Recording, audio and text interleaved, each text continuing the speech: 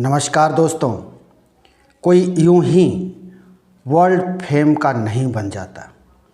कोई राजनीतिक पार्टी ऐसे ही विश्व की सबसे बड़ी पार्टी नहीं बन जाती। जी हाँ, हम बात कर रहे हैं भारतीय जनता पार्टी की।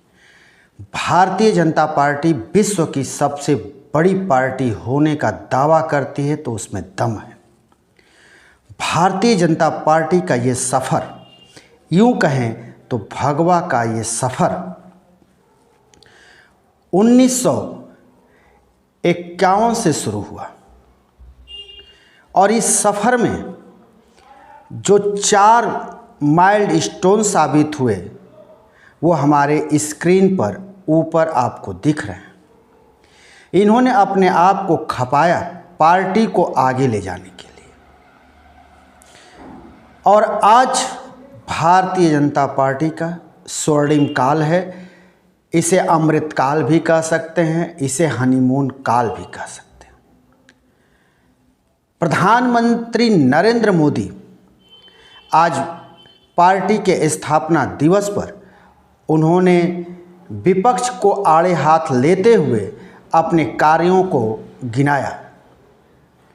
उन्होंने बताया कि इतने बड़े देश में बिना किसी भेदभाव का सब तक राशन पहुंचाना कोरोना काल में या जो भी सुविधाएं हैं सबको बिना भेदभाव का पहुंचाया जा रहा है।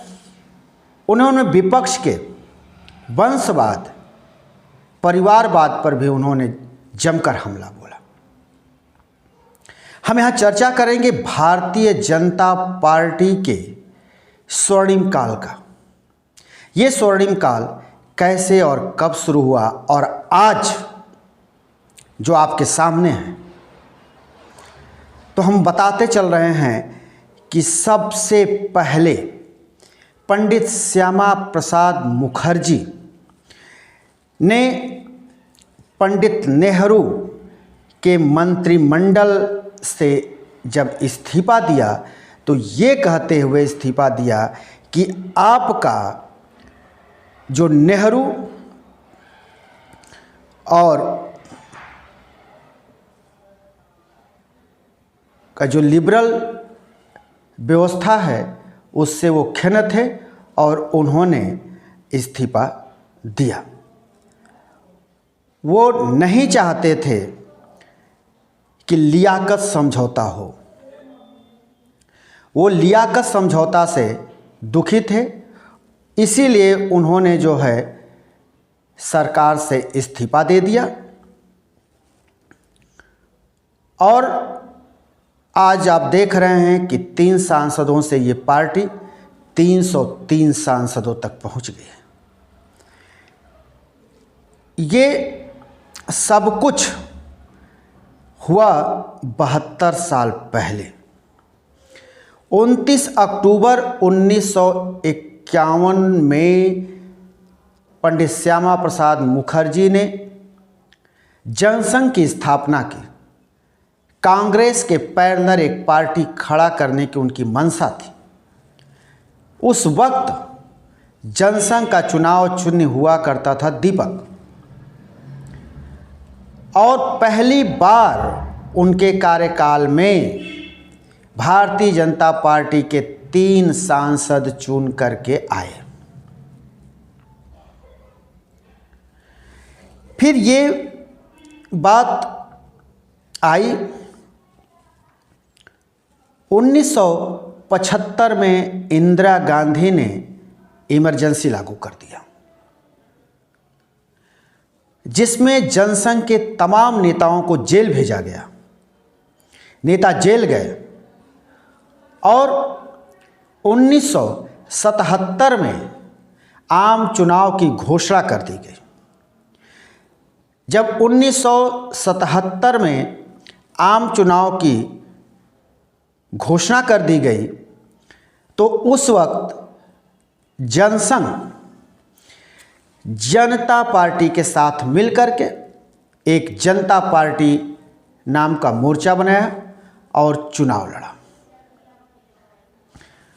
उसमें कांग्रेस की हार हुई, जनता पार्टी की सरकार बनी।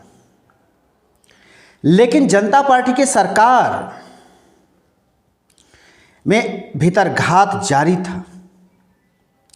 ये कहा जा रहा था कि ये जो लोग हैं, यानी पंडित श्यामा प्रसाद मुखर्जी से जुड़े लोग, ये जनसंघ के लोग हैं और इनके चलते पार्टी को घाटा हो रहा है, पार्टी को, जनता पार्टी को नुकसान हो रहा है। और 1980 के चुनाव में जनता पार्टी बुरी तरह से हार गई और टूट गई। जब टूट गई तो उसी वक्त जो जनसंघ के लोग थे अलग हो गए और ये लोग 1980 में दिल्ली के ताल कटोरा स्टेडियम में अटल बिहारी वाजपेयी, लाल कृष्ण आडवाणी की अगुवाई में भारतीय जनता पार्टी की स्थापना की गई। पहले अध्यक्ष भारतीय जनता पार्टी के अटल बिहारी वाजपेयी को बनाया गया, लेकिन 1984 में तत्कालीन प्रधानमंत्री श्रीमती इंदिरा गांधी की गोली मारकर हत्या कर दी गई। जब गोली मारकर हत्या कर दी गई तो उसके बाद 1984 में जब चुनाव हुआ, आम चुनाव संसद का, तो उसमें भारतीय जनता पार्टी अपने पिछले रिकॉर्ड से भी एक सीट कम पाई, यानी सिर्फ 2 सीट पाई। लाल कृष्ण आडवाणी, अटल बिहारी वाजपेयी जैसे नेता भी चुनाव हार गए। जीता कौन? गुजरात के मेहसाणा से A.K. पटेल चुन करके आए। आंध्र प्रदेश की हनकोडा सीट से सी जंगा रेड्डी चुनाव जीते। तो ये भारतीय जनता पार्टी का सबसे बुरा काल था। लेकिन आते आते 1889 में राम मंदिर का मुद्दा उठा और लाल कृष्ण आडवाणी रथ लेकर के निकल पड़े। उस वक्त राम जन्मभूमि का मुद्दा पूरे देश में छाया रहा। लाल कृष्ण आडवाणी जब समस्तीपुर पहुंचे तो उनको तत्कालीन लालू प्रसाद यादव की सरकार में गिरफ्तार कर लिया गया। उसके बाद राम मंदिर को देश में इतनी धार मिली, इतनी तेजी मिली कि भारतीय जनता पार्टी की पहचान परवान लेने लगी। और जब भारतीय जनता पार्टी की पहचान परवान लेने लगी तो उसी वक्त ये एक समय आया कि भारतीय जनता पार्टी के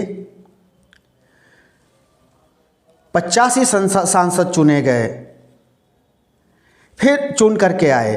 फिर उसके बाद ये 1996, 1998 और 1999 में भारतीय जनता पार्टी की अटल बिहारी वाजपेयी के नेतृत्व में सरकार बनी।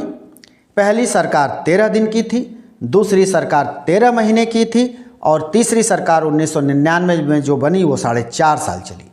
लेकिन समय से पहले चुनाव करा लिया गया जिसमें भारतीय जनता पार्टी को करारी हार मिली और फिर एक बार कांग्रेस सत्ता में वापस आ गई। कांग्रेस सत्ता में वापस आई 2004 में, तो वो 2014 के पहले तक बनी रही। 2014 में जब लोकसभा का चुनाव हुआ तो भारतीय जनता पार्टी गुजरात के तत्कालीन मुख्यमंत्री नरेंद्र भाई दामोदर दास मोदी को आगे करके चुनाव लड़ा, प्रधानमंत्री पद का प्रत्याशी घोषित किया और प्रचंड बहुमत के साथ भारतीय जनता पार्टी की वापसी हुई और केंद्र में सरकार बनी। वहीं 2019 में जब चुनाव हुए तो उसमें प्रचंड बहुमत भारतीय जनता पार्टी को मिली और जो भारतीय जनता पार्टी शुरुआत में 3 सीट से सत्ता में आई थी वो 303 सीटों के साथ सदन में पहुंची और आज वो सरकार मजबूती से चल रही है। देश के लगभग आधा राज्यों में भारतीय जनता पार्टी की सरकार है और मजबूती से चल रही है।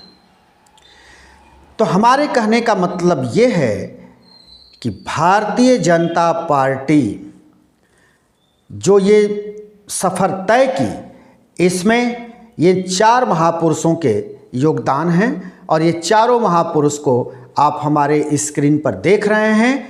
पंडित श्यामा प्रसाद मुखर्जी, अटल बिहारी वाजपेयी, लाल कृष्ण आडवाणी और मौजूदा प्रधानमंत्री नरेंद्र मोदी।